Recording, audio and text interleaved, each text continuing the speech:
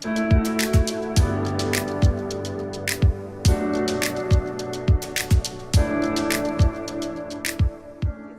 tal? Buenos días, mucho gusto a todos, muchas gracias por invitarme.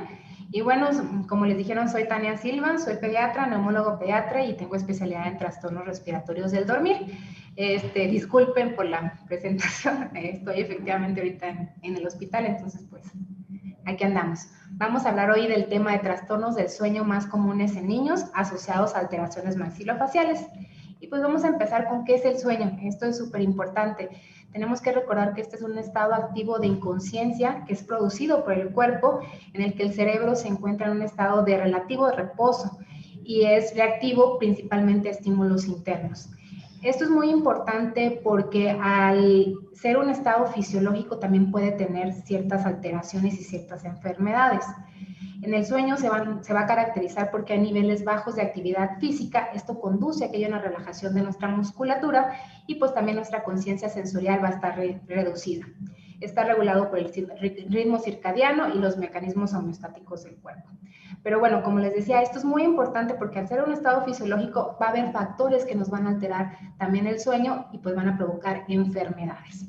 Existen un sinnúmero de enfermedades del sueño. Nosotros nos guiamos por la Clasificación Internacional de Trastornos del Dormir. Esta va actualmente en su tercera edición, que fue publicada en el 2014, y la publica la Academia Americana de Medicina del Dormir o del Sueño. En esta clasificación se dividen los trastornos en 7 grandes grupos.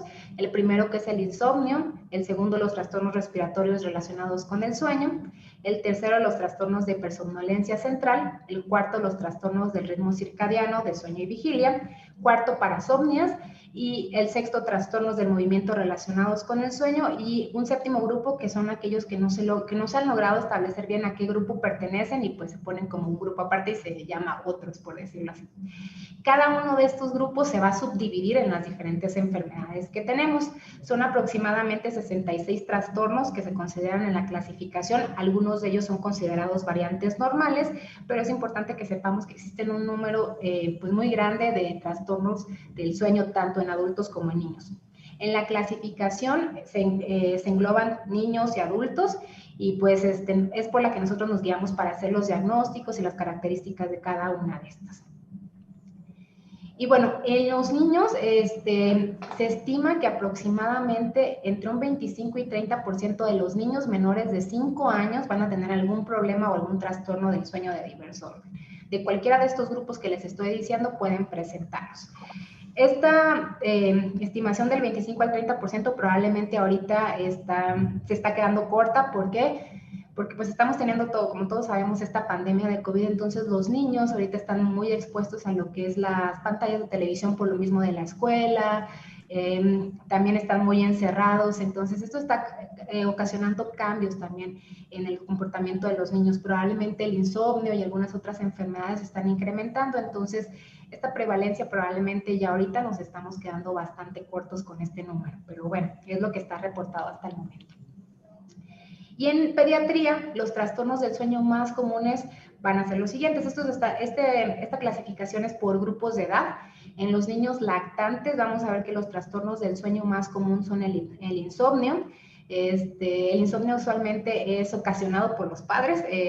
Los padres tienen pues malos hábitos, por decirlo, con los niños, y entonces los niños desarrollan un insomnio por las conductas de los padres. También están los trastornos del movimiento durante el sueño. No sé si han escuchado de los movimientos de cabeza repetitivos o movimientos durante el dormir. Estos son los que se presentan en esta edad, usualmente en los menores de 6 meses.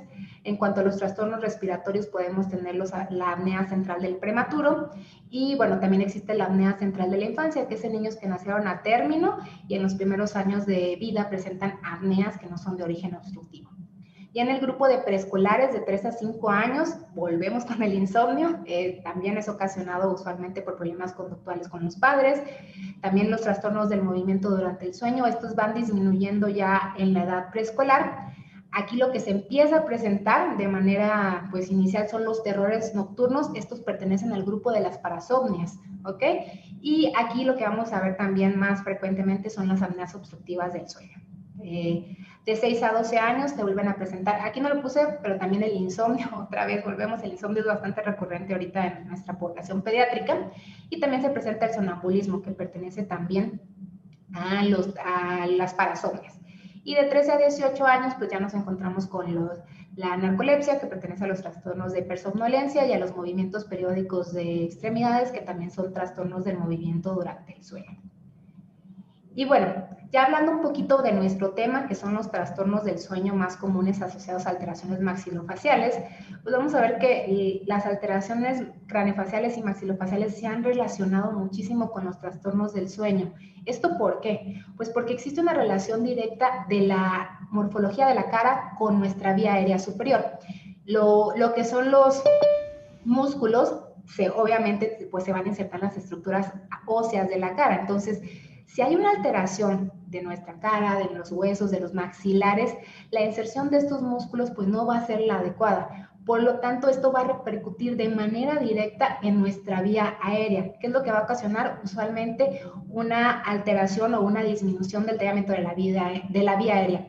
También vamos a ver que pues los músculos van a tener una gran función o van a jugar un papel muy importante en mantener abierta o dilatada lo que es nuestra faringe. Entonces, si está mal implantado, si hay alguna alteración, si algún músculo tiene algún defecto, si hay alguna alteración en la estructura ósea, pues esta dilatación no se va a poder llevar de manera adecuada y por lo tanto nos va a causar algún trastorno a nivel de la vía aérea superior. En los síndromes donde existen múltiples alteraciones o malformaciones faciales, pues se van a relacionar de manera directa con trastornos respiratorios durante el día y pues obviamente durante el sueño. Como habíamos dicho, en el sueño pues hay una relajación de los músculos. Entonces, al haber una relajación de los músculos, aunado a que también hay a veces estas alteraciones, pues va a llevar a un problema respiratorio importante. Va a haber una disminución de la permeabilidad de la vía aérea superior y nuestro trastorno principal que vamos a presentar son los trastornos de tipo obstructivo, tanto diurnos como durante el sueño. Un poquito de historia para que vean desde cuándo se empieza a describir esto. Desde los años de 1600 hay reseñas históricas, las cuales nos describen pues, las alteraciones craneofaciales. Obviamente hay pues, presentaciones o descripciones previas, pero ya en escrito las vemos hasta el año 1600. Los trastornos del sueño se describen ya un poquito más cercano a nuestro tiempo. En 1892 es cuando se hace la primera descripción clínica de la apnea obstructiva del sueño, y ya para el siglo XX es cuando existen estudios descriptivos y terapéuticos de alteraciones craneofaciales que se relacionan con trastornos del sueño.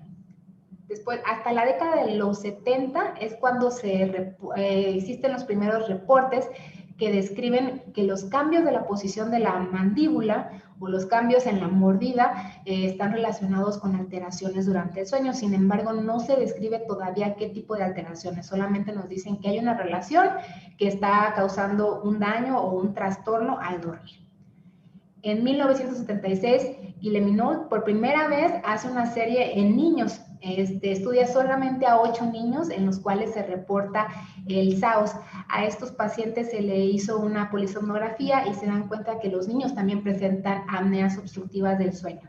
En estos pacientes que él estudia no tenían trastornos de alteraciones maxilofaciales ni craneofaciales, pero es la primera vez que se dan cuenta como tal o que hay una evidencia física que es la polisomnografía que nos dice que hay trastornos del dormir en el niño, en este caso la apnea obstructiva del sueño.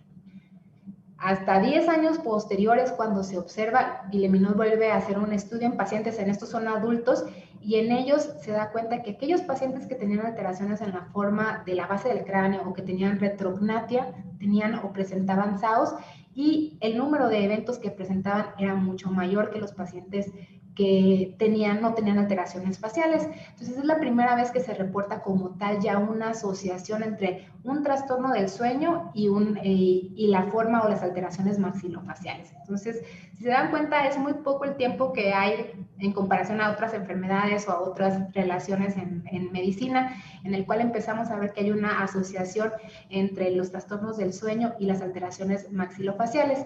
¿Por qué les digo esto? Porque hay muy pocos estudios y usualmente, pues como en todas las cosas, empiezan a estudiar a los adultos y los niños a veces los creen que es igual en los adultos o no se estudian de la misma manera. Entonces, si hay pocos estudios en esta relación, en los niños todavía son mucho menores, pero sí existen. Ahorita los vamos a ver más adelante.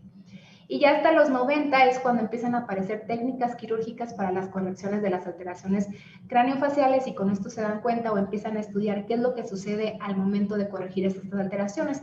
Si hay alguna mejoría en los trastornos del sueño, pues se dan cuenta que sí. Aunque no es una corrección total, se dan cuenta que al corregir la alteración maxilofacial, también pueden corregir los trastornos del sueño. Y bueno, en la actualidad siguen existiendo estudios sobre estas técnicas, y estas técnicas de corrección de anomalías craneofaciales siguen evolucionando y cada vez pues tienen una mejor desempeño y un mejor pronóstico en los pacientes. Y bueno, ya entrando a nuestro tema, ¿cuáles son los trastornos del sueño más comunes en las alteraciones craneofaciales o maxilofaciales? Como ya dijimos, si hay alguna alteración en nuestra estructura facial o alguna alteración en algún músculo o algún cambio en nuestras características fisionómicas de la cara, va a haber también una repercusión directa en la vía aérea, va a haber una disminución de la permeabilidad, y lo que va a ocasionar, si nuestro diámetro de la vía aérea está disminuido, pues lo que va a ocasionar es un trastorno obstructivo. Entonces, con base en esto, vamos a ver que los trastornos más comunes van a ser los trastornos respiratorios del dormir, ¿ok? Obviamente vamos a enfocarnos en los de pediatría. Los trastornos respiratorios del sueño, de acuerdo a la clasificación internacional que ya vimos, es el grupo número 2. Se dividen en 4 grupos que representan diferentes anomalías y un quinto grupo que representan a las variantes normales.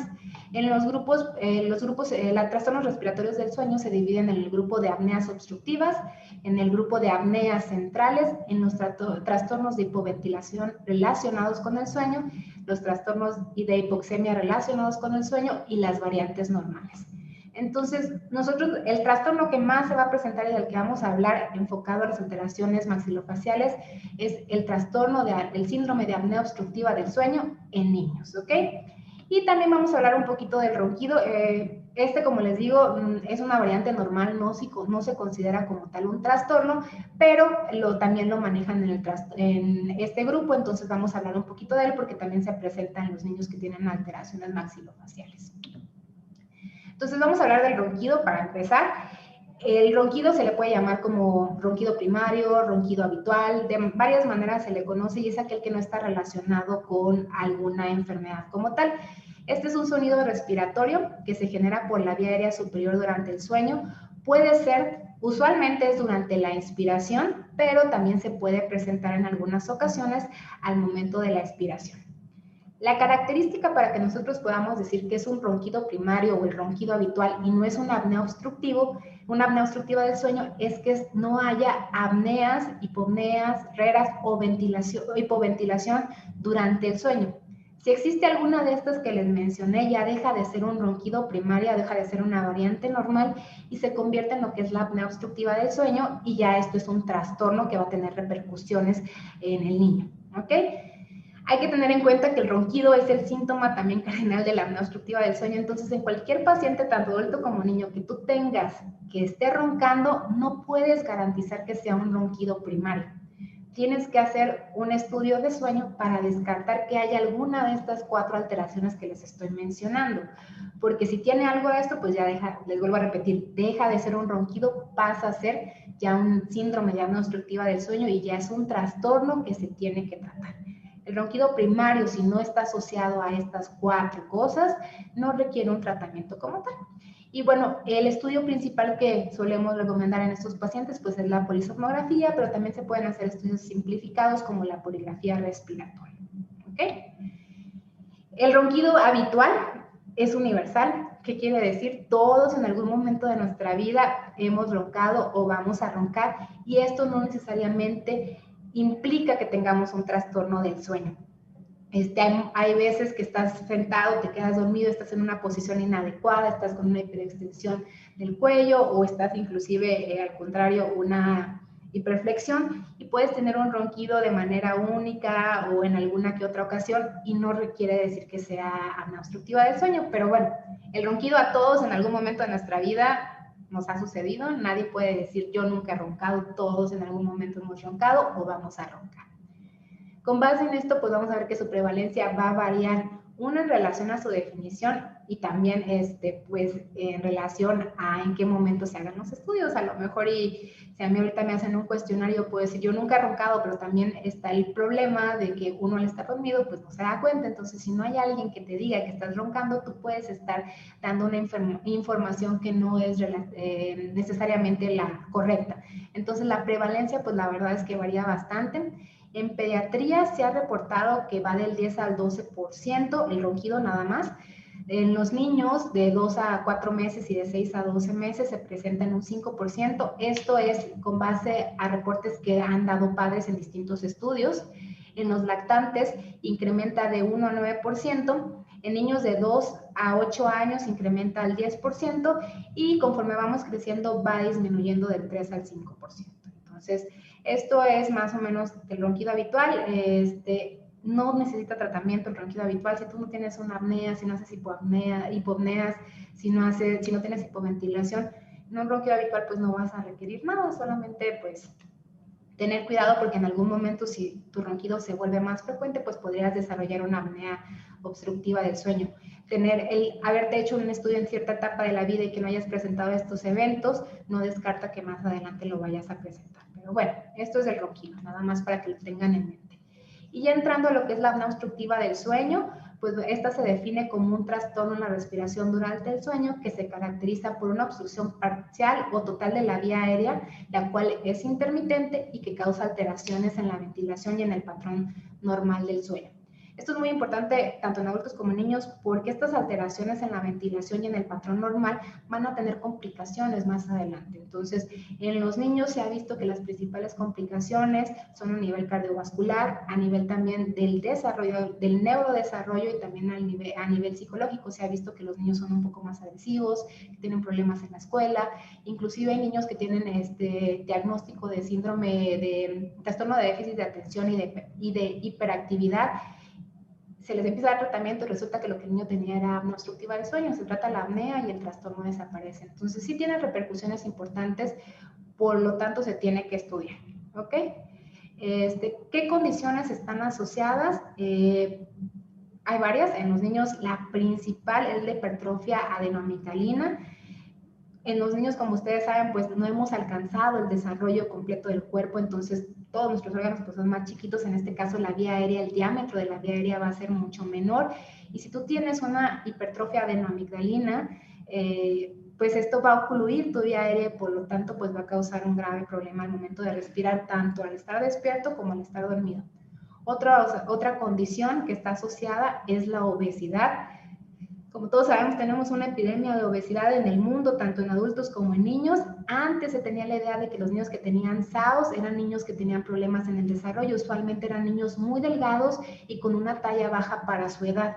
Actualmente tú puedes ver a un niño gordito y a lo mejor ya antes no lo considerabas como SAOS, pero ahorita si tienes un niño que tiene obesidad, tienes que pensar también en el SAOS. Y bueno, también hay otras condiciones que son en las que nosotros nos vamos a centrar, que son la micrognatia, los síndromes craniofaciales como el Pierre-Robin, Cruzon, Treacher-Collins, el Appert, los problemas de macroglossia que van acompañados muchas veces de una micrognatia también al mismo tiempo, las alteraciones del desarrollo maxilofacial y de la oclusión, y también pues problemas de polisacaridosis, acondroplasia, trisomía 21, parálisis cerebral infantil, las enfermedades neuromusculares, el mielomeningocele y la rinitis alérgica y el asma. En algún momento, en el 2007, algún grupo de investigadores trató de dividir dar fenotipos a la apnea obstructiva del sueño, por decirlo así. Ellos decían que había dos grupos principales de apnea, o dos subtipos de apnea, el tipo 1 que ellos llamaban el de hipertrofia adenoamigdalina y el tipo 2 que eran los niños obesos.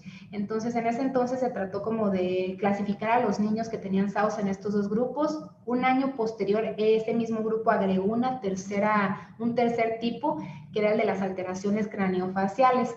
Sin embargo, esto pues nada más se quedó en una propuesta de de clasificación, por decirlo así. Y bueno, al fin y al cabo no se dio más seguimiento a esto porque el tratamiento es muy similar en estos y también las complicaciones también son muy similares, entonces por eso ya no se dio más seguimiento a esto, pero sí existían estos 3 grupos y en algún momento, pues les digo, englobaron las alteraciones craneofaciales como un grupo particular que ocasionaba SAOS en los niños, que es de lo que vamos a hablar ahorita. La prevalencia, el SAOS o síndrome de apnea obstructiva del sueño en la población pediátrica tiene una prevalencia, dependiendo de los estudios varía, pero más o menos es del 1.2 al 5.8%. En México, de los 2 a los 8 años se estima que es del 1 al 4%. Esto también varía bastante, como les digo, hacer un estudio de sueño es complicado. No en todos lados hay los laboratorios, ni los recursos, ni gente que tenga la capacidad de hacer estos estudios del sueño. Entonces, en niños todavía es más difícil. Una, por lo mismo, por el que no tenemos los equipos tan a la disposición. La clasificación, o más bien la calificación de los estudios en los niños es diferente que en los adultos, entonces se requiere de gente que también sepa calificar estos estudios. Y aparte viene el problema de que los niños también no cooperan a veces tan fácilmente para realizar estos estudios, entonces todo esto hace que el estudio de trastornos del sueño en los niños sea todavía más complicado, entonces no existen tantos estudios como en adultos. Les digo todo esto porque a lo mejor esta prevalencia está infraestimada. Yo considero que los niños tienen más SAOS de lo que a lo mejor creemos. También tenemos el otro problema, les vuelvo a insistir, tenemos un problema de obesidad, entonces si ya estamos viendo que la obesidad va a causar también trastornos en los niños, va a causar el SAOS en niños, pues probablemente esta prevalencia sea mucho más alta. Pero bueno, lo que se reporta hasta el momento es que varía del 1 al 4% en México. En los niños que tienen alteraciones craneofaciales hay un riesgo incrementado todavía de presentar SAOS, pues muchísimo más alto, dependiendo del trastorno o de la alteración maxilofacial o craneofacial que tenga el paciente, va a variar la prevalencia, va desde el 7 al 67%. Si ustedes están estudiando a niños que tengan algún síndrome como Cruzón, como Treacher-Collins, como el Upper, la prevalencia va a incrementar. ¿Por qué? Porque estos niños ya tienen una alteración maxilofacial importante. Entonces, al dormirse, su vía aérea va a estar disminuida. Probablemente muchos de ellos tienen alteraciones también neuromusculares, lo cual también va a influir en nuestra dilatación o en el mantener el diámetro de la vía aérea. Por lo tanto, su probabilidad de tener SAOS incrementa. Entonces, la prevalencia pues va a ser mucho más alta. Les digo, está reportada del 7 al 67%, probablemente sea más alto porque si en los niños sanos o en los niños que aparentemente no tienen un síndrome, a veces es difícil estudiarlos, en un niño que tiene algún trastorno o que tiene algún otro síndrome, pues es todavía más difícil, una, encontrarlos porque afortunadamente no son tan frecuentes estos síndromes, y dos, pues es más difícil o más complicado colocarle toda la indumentaria o todo el equipo necesario para hacer estos estudios. Entonces, todavía hay una menor cantidad de estudios en estos niños y pues la prevalencia puede ser todavía mayor de lo que se reporta. Y bueno, de la patogénesis vamos a hablar nada más de manera general porque creo que más adelante tienen una plática de apnea obstructiva del sueño o de niños o también de trastornos del sueño. Entonces me imagino que van a hablar un poquito más de esto. Nada más aquí hay que recordar que la faringe es un tubo, por decirlo así, que se colapsa de manera normal con la finalidad de permitir la fonación y la deglución. ¿Okay? Esto es algo fisiológico que no implica un trastorno o una repercusión. Esta colapsabilidad se logra por la acción de varios músculos que actúan de forma coordinada. Si hay algún problema en alguno de estos músculos, pues obviamente esta colapsabilidad no va a ser la adecuada, puede que se presente en momentos que no son los indicados. Durante la inspiración hay que tener en cuenta que se produce una presión negativa que nos va a ayudar o que va a provocar o que va a tender a que se colapse la vía aérea superior, y aquí es cuando entra la función de los músculos de la faringe. Ellos contrarrestan esta acción para evitar que haya una colapsabilidad o que haya un colapso total de la vía aérea que nos provoque pues estas pausas para respirar. Cualquier factor que provoque una alteración en las resistencias del paso de aire o que ocasione una alteración del funcionamiento de los músculos dilatadores de la faringe nos va a ocasionar un trastorno. ¿Qué factores nos pueden ocasionar que haya un incremento de la vía aérea? Pues alguna obstrucción como la hipertrofia adenoamigdalina. Si está obstruida la vía aérea por las amígdalas, porque están muy grandes, lo que va a suceder es que el niño va a tener que hacer una inspiración mucho más fuerte para poder respirar de manera correcta, y esto va a ocasionar una presión inspiratoria negativa superior. Esta inspiración aumentada, esta presión negativa aumentada puede provocar un colapso si los músculos no logran contrarrestar este problema. Entonces, también si tenemos algún defecto en la inserción o algún defecto en la estructura maxilar, esto puede ocasionar que no se contrarreste de manera adecuada esta presión negativa y nos va a ocasionar un colapso. ¿Qué nos puede alterar todo esto? Pues las alteraciones maxilofaciales, la hipertrofia adenoamigdalina, la obesidad, son muchas causas. Entonces se considera que el SAUS es de una etiología multifactorial en los niños. Otra cosa también a tomar en cuenta, muy importante, es que al momento de nacer, pues nuestra cara obviamente no es del tamaño al que va a llegar a la edad adulta. Por lo tanto, también las estructuras, como la vía aérea, pues tienen un diámetro mucho menor. Al momento de nacer, nuestra cara apenas representa el 40% de lo que va a llegar a ser nuestra estructura facial en la vida adulta. A los 3 años representa el 65%, a los 4 años ya representa el 70% y hasta los 12 años va a representar un 90% de nuestra estructura facial. Se dice que vamos a llegar a tener ya nuestro tamaño, nuestras características faciales ya totalmente desarrolladas hasta después de la pubertad, aproximadamente después de los 20 años, ¿ok? Entonces, el crecimiento facial pues viene influenciado por factores genéticos principalmente, ya desde el nacimiento ya está determinado probablemente de qué tamaño va a ser de nuestra cara, de qué características va a ser cuando lleguemos a la edad adulta. Sin embargo, hay factores ambientales que pueden contribuir a cambios en esta morfología. En los niños que nacen con un síndrome, pues ya sabemos que va a haber algunas malformaciones, pero en los niños que aparentemente no tienen ningún problema del momento de nacer, no podemos descartar que vaya a tener alguna alteración maxilofacial en la edad adulta. ¿Por qué? Si los niños tienen algún problema en la succión, que tengan su succión inadecuada, también si tienen las amígdalas muy grandes, usualmente los niños empiezan a tener una respiración bucal. Esto nos va a provocar que tengan una retrognatia. Algunos niños cuando tienen una hipertrofia de la amigdalina muy grande tratan de hacer alguna corrección y tienen prognatismo. También la aparición de los dientes. Si los niños que siguen utilizando chupones o biberones hasta la edad adulta, bueno, no adulta, ¿verdad? Pero hasta ya unos 5, 6 años, 7, que ya no deberían de estar, van a tener alteraciones también en la dentición. También los niños que succionan el dedo van a tener alteraciones en la dentición. Entonces, todo esto nos va también a cambiar nuestra morfología y nos va a ocasionar alteraciones maxilofaciales que no pueden tener complicaciones más adelante y pueden presentarnos trastornos del sueño. Hay diferentes clasificaciones para las alteraciones maxilofaciales. Un grupo de investigadores las divide en estos dos grupos, que es como para fines de esta plática, es como los vamos a abordar: las deformidades maxilofaciales y las malformaciones craneofaciales. En el primer grupo, pues las deformidades maxilofaciales, aquí al momento del nacer, la estructura facial o nuestras características son normales. Sin embargo, por causas ambientales o genéticas, estas estructuras empiezan a deformarse o empiezan a tener alteraciones y pues nos van a ocasionar más adelante problemas. Un caso para mencionar aquí es el retrognatismo o los pacientes que tienen mordida de clase C, ¿ok? En las malformaciones craneofaciales, pues aquí es una alteración de la anatomía facial que está determinado desde el momento de la vida intrauterina. Aquí va a haber trastornos en la formación y o en el desarrollo de los diferentes tipos de tejido.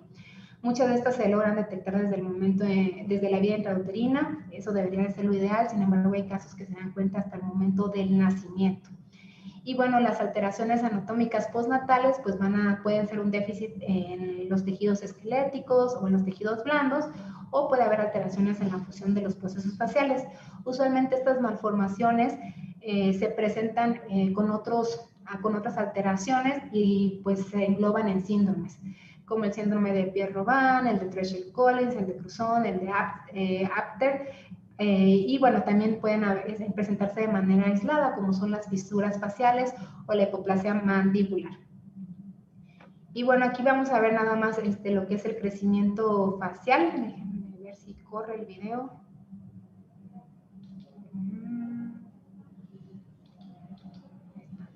Entonces, pues como vemos en la vida intrauterina es cuando empieza el desarrollo de las estructuras craneofaciales. Al momento del nacimiento, pues nuestra cara representa un tercio del cuerpo, pero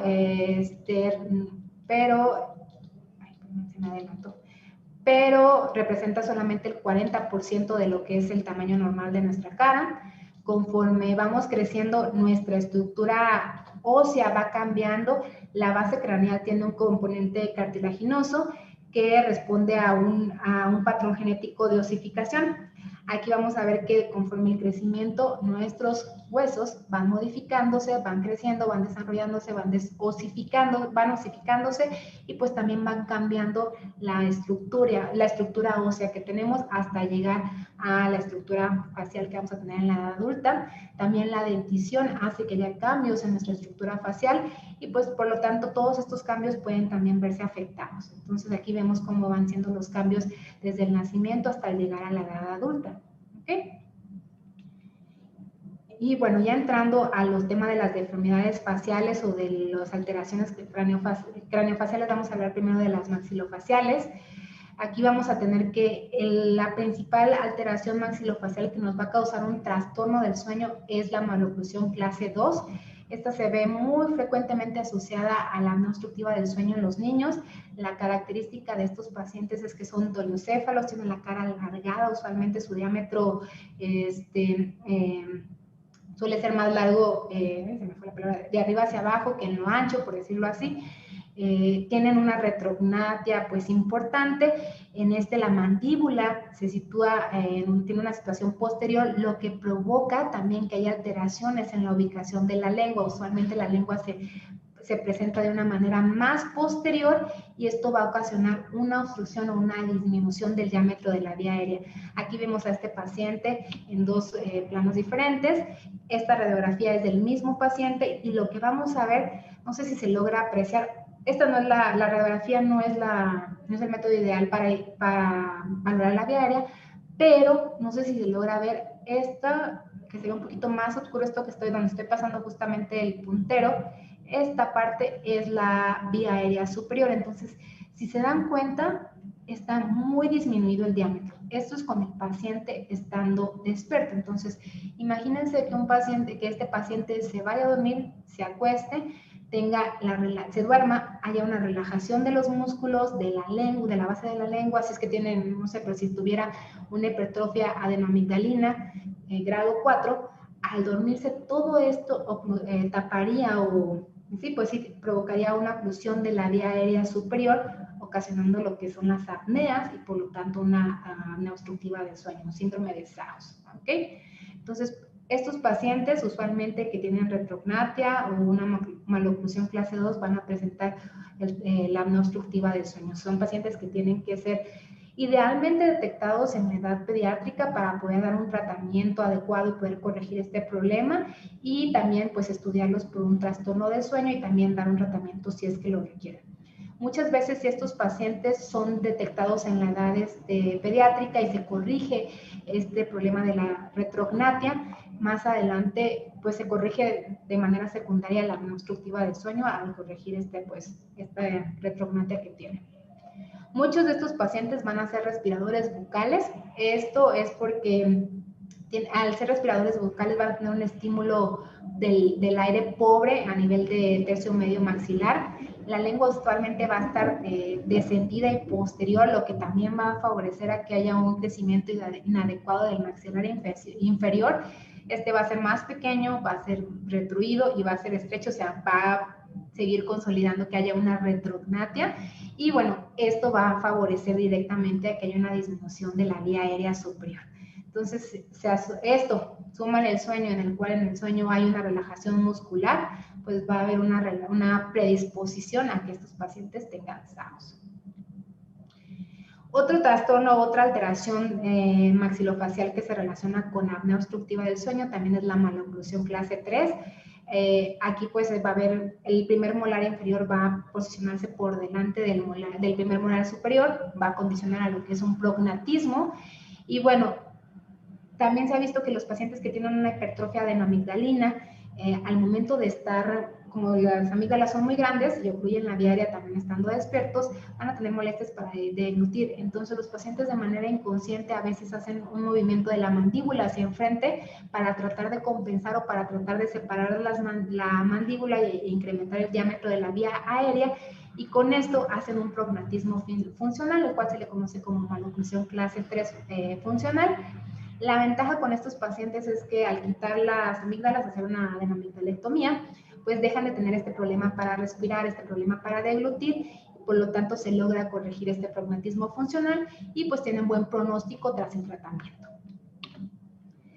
Ahora entrando a lo que son las malformaciones craneofaciales, que la mayoría de las que voy a mencionar todas están relacionadas directamente con alteraciones maxilofaciales. Las más comunes son las fisuras faciales, se presentan en 1 de cada 700 recién nacidos vivos. Las más comunes son las que afectan el velo del paladar y bueno, al no haber una fusión del velo del paladar, hay una ausencia del anillo que suspende la base lingual. Esto va a ocasionar que haya una tosis lingual hacia la parte de atrás, o sea, la lengua se desplaza hacia la parte posterior de la vía aérea de la faringe, lo cual va a ocasionar una oclusión de la vía aérea estando despierto. Volvemos. Al dormir, si hay relajación muscular, pues esta obstrucción va a incrementar y por lo tanto nos va a ocasionar SAOS.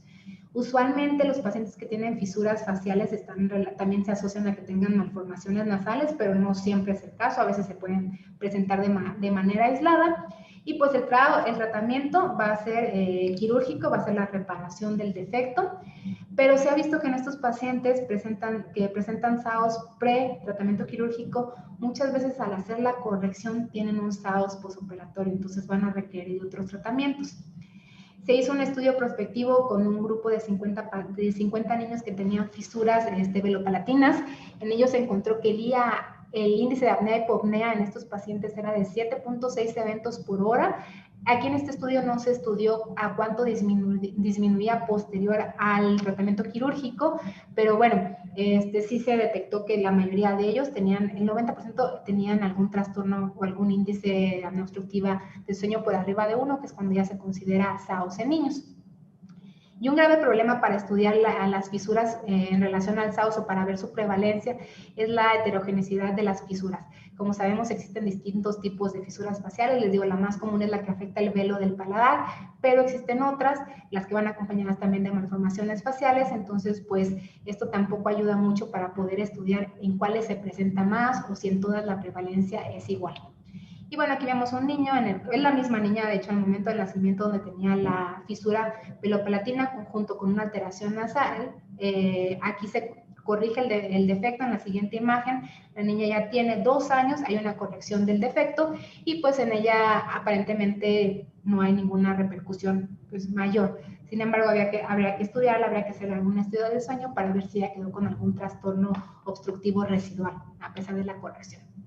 Otras malformaciones pues son aquellas que afectan el desarrollo de la mandíbula, que van a generar un retrognatismo marcado por una hipoplasia mandibular. La mayoría de estos pacientes pues vamos a detectar al nacimiento y también la mayoría de ellos presentan apneas al momento de nacer.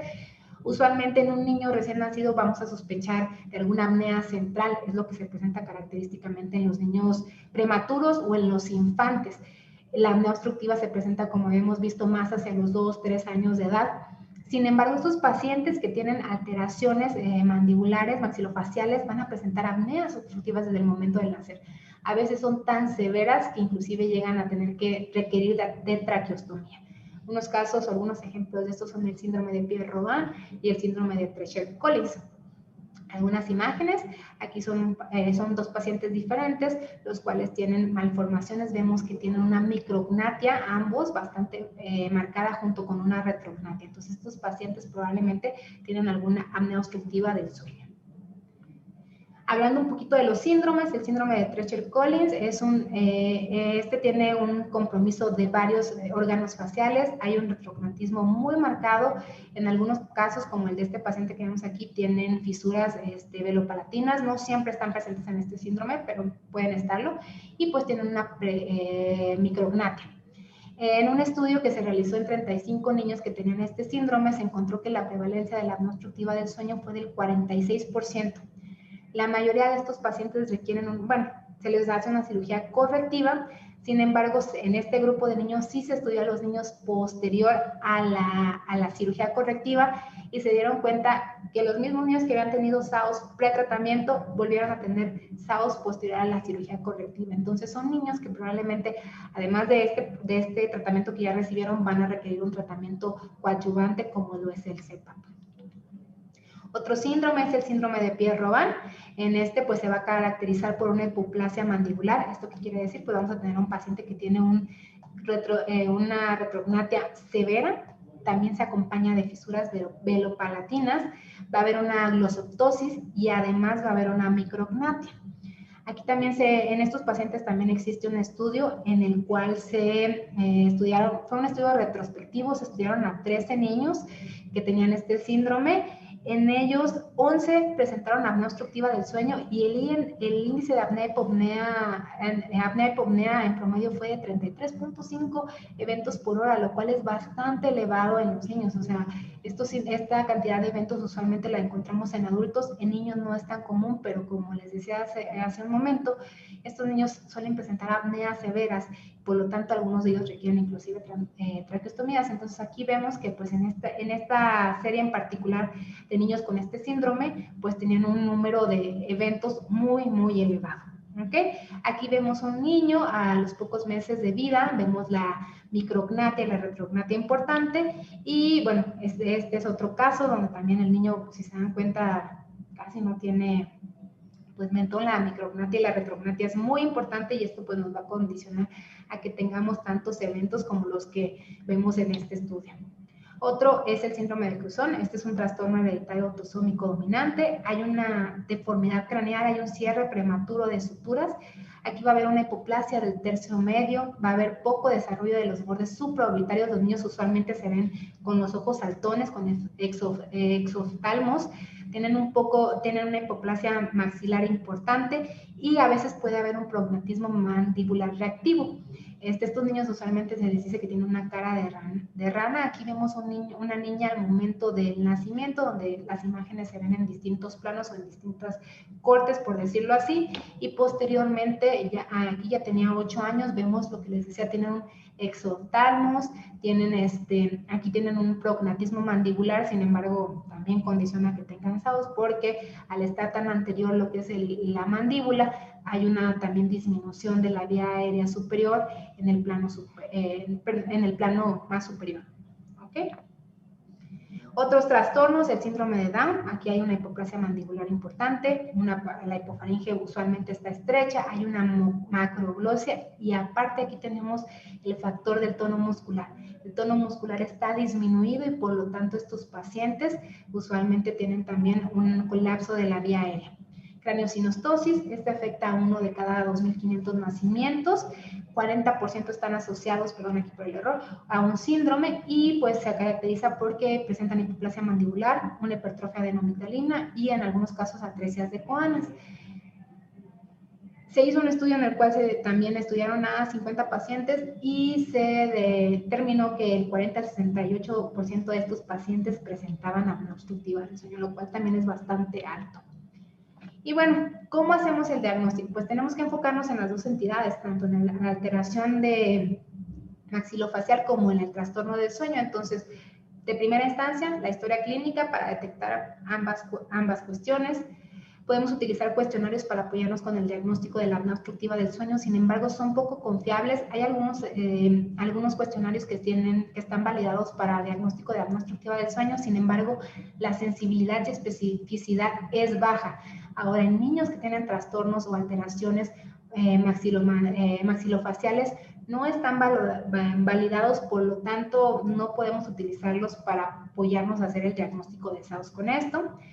También nos apoyamos con estudios de imagen, con la cefalometría, las radiografías laterales para hacer el diagnóstico de alguna alteración maxilofacial. Nos podemos apoyar con tomografías axiales computarizadas de cara o las resonancias magnéticas para estudiar la vía aérea y también la estructura facial. Y pues para el SAOS pues nos tenemos que apoyar con estudios de sueño como la polisomnografía, que es la que se ve tanto basal como la ventilatoria para después otorgar un tratamiento a estos pacientes.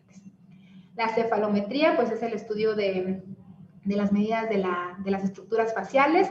Esto nos permite observar y evaluar el ángulo interincisivo y ver qué tan disminuido, qué tan amplio está también nuestra vía aérea. Aquí ya los puntos que se utilizan de referencia para evaluar la vía aérea. Entonces, esto nos sirve bastante, bueno, les sirve bastante para detectar si hay alguna anomalía en alguna anomalía facial. En cuanto al diagnóstico del SAOS, pues la Academia Americana de Medicina del Sueño en su clasificación internacional nos dice que requerimos de 2 puntos para poder hacer el diagnóstico de SAOS.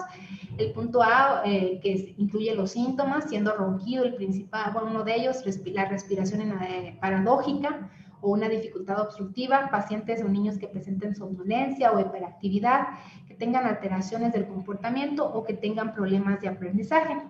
Y pues requerimos también de un estudio de sueño, en este caso la polisomnografía, que tenga más de un evento de apnea obstructiva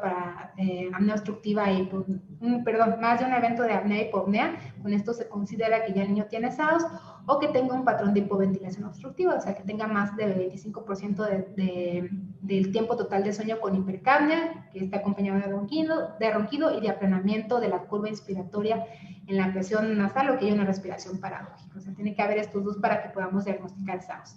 Entonces, para el diagnóstico de esta asociación necesitamos tanto el estudio del sueño como estudios de imagen para poder determinar si hay alteraciones maxilofaciales y si hay un trastorno de sueño. Y pues ya por último, el tratamiento.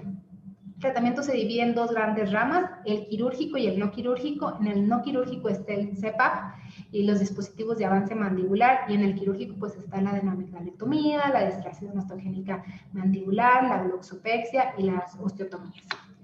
En los no quirúrgicos, pues el más importante es el CPAP, que es la presión positiva en la vía aérea continua. La Academia Americana de Pediatría recomienda que utilicemos el CPAP si no se puede realizar una adenoamigdalectomía o si persiste el SAOS después a esta cirugía.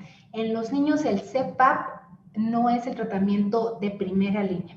Usualmente los tratamientos de primera línea son los quirúrgicos, tanto en la hipertrofia adenomigdalina como en los síndromes craneofaciales, y en las alteraciones maxilofaciales primero se busca corregir la alteración, ya sea por dispositivos de avance mandibular o algún dispositivo que se utiliza en la boca, y si no hay una mejoría, pues entonces ya utilizamos el CPAP. El CPAP pues mejora lo que es el síndrome de apnea obstructiva del sueño, así como los síntomas y pues las secuelas acompañantes. Y como les decía, en las malformaciones craneofaciales es un tratamiento coadyuvante. El objetivo del CPAP pues, es mantener la vía aérea cuando hay una oclusión de la vía aérea por la relajación de los músculos, o porque la lengua se desplaza hacia la parte posterior, o por un funcionamiento inadecuado de los músculos dilatadores. Al enviar una presión continua, una presión positiva continua a través de la vía aérea superior, lo que busca es mantener permeable la faringe y por lo tanto disminuir lo que es la obstrucción y pues estos eventos de apnea o de cierre de la vía aérea superior. Las indicaciones: cuando por algún motivo no pudimos operar a nuestro paciente, cuando lo operamos pero aún así persiste con eventos de apnea obstructiva moderados o graves, cuando necesitamos optimizar o disminuir el número de eventos antes de poder operar al niño. A veces por algunas causas no se operan a los niños muy pequeños, entonces mientras esperamos a que se le haga la cirugía, pues podemos utilizar el CPAP, o también para prueba diagnóstica para confirmar que los síntomas que está teniendo el paciente pues son por apnea y que se pueden resolver con CPAP. En los no quirúrgicos, el otro tratamiento pues son los dispositivos de avance mandibular. Es una alternativa más que nada en el tratamiento de las deformidades faciales como la retrognatia y el prognatismo. Y el tratamiento también es tratamiento de ronquido en la apnea obstructiva leve o en el ronquido primario, o en aquellos pacientes que les dimos un CPAP y que no funcionó, entonces también les podemos dar un dispositivo de avance mandibular. Les digo, se utiliza principalmente en aquellos pacientes que tienen retrognatia o retrognatia principalmente. En cuanto a los tratamientos quirúrgicos en los niños y con alteraciones maxilofaciales son la base del tratamiento. Existen diferentes tipos de cirugías y muchas veces, como ya vimos en algunos estudios, no son 100% efectivos para resolver la apnea obstructiva del sueño. Muchos de ellos van a quedar con un SAOS residual y probablemente se van a ver beneficiados de un tratamiento coadyuvante con el CPAP. La primera línea pues es la adenomigdalectomía. Muchos de los pacientes que tienen síndromes craneofaciales también tienen las amígdalas muy grandes, entonces se sugiere el retiro de las mismas. En el síndrome de Down es donde se presenta muy frecuentemente esta hipertrofia y pues el tratamiento primero quitar las amígdalas. Si ya se quitaron y aún así siguen condensados, o aquellos pacientes que tienen hipoplasia o micrognatia, una de las opciones es la distracción osteogénica mandibular. Aquí lo que buscan es incrementar o alargar la mandíbula. Se realiza una corticotomía bilateral y aquí se insertan distractores metálicos y pues también estos distractores van a estar hasta que se logre pues osificar esta parte que se había abierto, por decirlo así. Nos va a servir para corregir la posición posterior de la lengua y va a disminuir la obstrucción de la vía aérea en estos pacientes. El movimiento anterior de la lengua incrementa también el diámetro. Al hacer incremento o corrección de la mandíbula, va a incrementar también va a mover la lengua hacia adelante y esto nos va a incrementar el diámetro de la vía aérea. Aquí hay algunos ejemplos. Este es un bebé en el cual se le puso un distractor externo. Vemos que al momento del nacimiento tenía una retrognatia muy marcada. Aquí ya tiene una imagen casi normal del perfil. Aquí es otro paciente en el cual vemos que ya tiene los distractores. Esta es una radiografía anteroposterior y en una lateral. Y aquí lo vemos en una reconstrucción en 3D, donde están los distractores. Y de hecho aquí se ve muy marcada la retrognatia. Otra cirugía es la adhesión labial o glosopexia. Esta es para corregir la glosoptosis cuando la lengua se va hacia atrás. Se usa principalmente en el síndrome de Pierre-Robin y el procedimiento pues consiste en que se fija la lengua a la mucosa y al músculo de los labios anteriores. Aquí no hay cambios esqueléticos, entonces si tenemos un problema de que la mandíbula de micrognatia, pues no nos va a resolver este problema. Se ha comparado la glosopexia versus la distracción osteogénica mandibular en la corrección del SAOS y aunque en la glosopexia se ha visto que hay menos complicaciones y menos tiempo hospitalario, los mejores resultados para disminuir el SAOS son con la distracción osteogénica. ¿Por qué? Por el cambio que hay en la mandíbula, por la posición de la lengua y que aumenta el diámetro de la vía aérea. Entonces, se sugiere el uso de la distracción osteogénica, solamente la adhesión se prefiere en los síndromes de Pierre-Robin.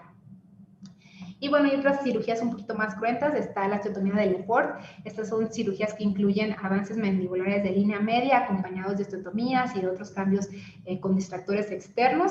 Disminuyen de manera sustancial el índice y mejoran la saturación en los niños con SAOS grave y en los síndromes craneofaciales. Aquí vemos a un niño que se le hizo una osteotomía. Vemos que ya hay una corrección de algunas malformaciones que tenía. Y si se dan cuenta, este niño en algún momento de la vida tuvo una traqueostomía. Aquí se ve la cirugía, entonces probablemente tuvo un SAOS severo al momento de nacer. Y nada más ya para finalizar, si tenemos fisuras, pues la terapia a elegir, pues aquí es en las fisuras, la corrección y la adenomigdalectomía. En los síndromes que están acompañados de micrognatias, las distracciones osteogénicas mandibulares y pues también en algunos casos se puede utilizar la glosopexia. En las craneosinostosis, pues obviamente la corrección del problema y se van a acompañar de avances mandibulares y de osteotomía. En el síndrome de Down, la primera línea es la adenomigdalectomía y acondroplasia, que también puede presentar SAOS, adenomigdalectomía y avances mandibulares. Y pues ya como conclusiones, el SAOS va a ser el trastorno que vamos a encontrar relacionado con las alteraciones maxilofaciales. La prevalencia va a depender del tipo de la alteración y también de qué tantos estudios haya. Y pues es muy importante que detectemos este trastorno de manera oportuna. O sea, si es un niño que tiene un síndrome importante, se tiene que dar tratamiento. Si es una apnea severa, pues se tiene que detectar y dar tratamiento en el momento que se está detectando. ¿Para qué? Para disminuir las complicaciones a largo plazo. Y el tratamiento en estos pacientes que tienen alteraciones maxilofaciales, los que tienen síndromes, el tratamiento va a ser quirúrgico principalmente, y en aquellos que tienen alguna deformación o que tienen alguna retrognatia, pues va a ser a través de dispositivos de avance mandibular. ¿Okay? Y pues eso sería todo por mí. No sé si tengan dudas, preguntas.